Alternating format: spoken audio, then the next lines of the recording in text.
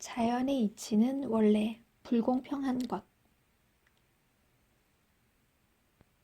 왜 이렇게 세상이 불공평할까? 간혹 이런 불평, 불만을 입에 달고 사는 사람을 보게 됩니다. 그런데 불평으로 가득 찬 이런 생각들이 자신에게만 머무는 것이 아니라 주변 사람에게까지 좋지 않은 영향을 미친다는 사실 알고 계세요? 마치 환경을 오염시키는 주범처럼 말입니다. 그들은 또 정의 또는 정의로운 그런 어휘들을 사용합니다.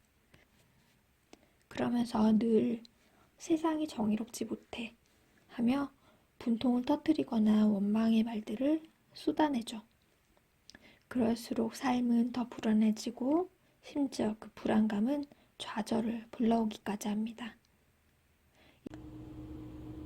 이처럼 습관적으로 상처를 만드는 사람들이 있다면 자기계발 분야에서 명성을 얻은 웨인 다이어의 조언에 귀를 기울여 보세요.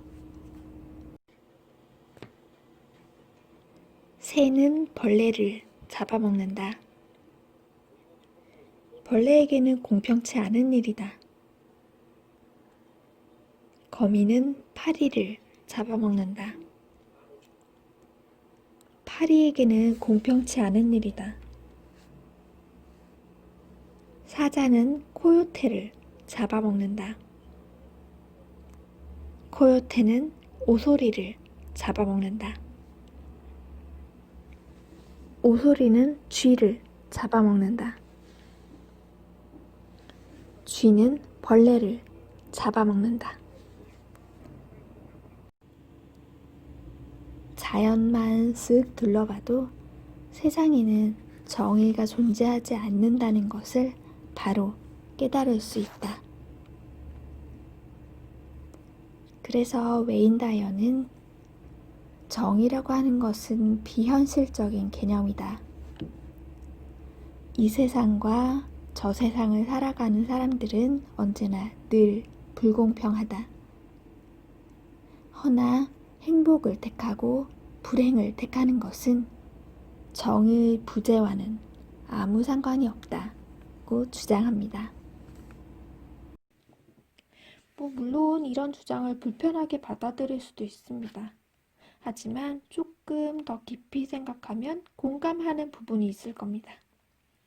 세상은 원래 불공평하게 만들어져 있다는 사실을 서서히 인정하게 되면서 이에 대해 분노하고 부정적인 감정으로 자신에게 상처를 입히던 과거에서 벗어나게 될 것입니다. 스스로의 불행을 불공평한 세상에 떠넘긴 채 부정적인 사고만을 키워나가는 것은 스스로의 삶을 무너뜨리는 것과 다르지 않습니다. 누구나 세상에 대한 원망이 조금씩은 있게 마련이죠. 또 자신이 처한 환경에 100% 만족하지 못하는 것도 당연한 일입니다.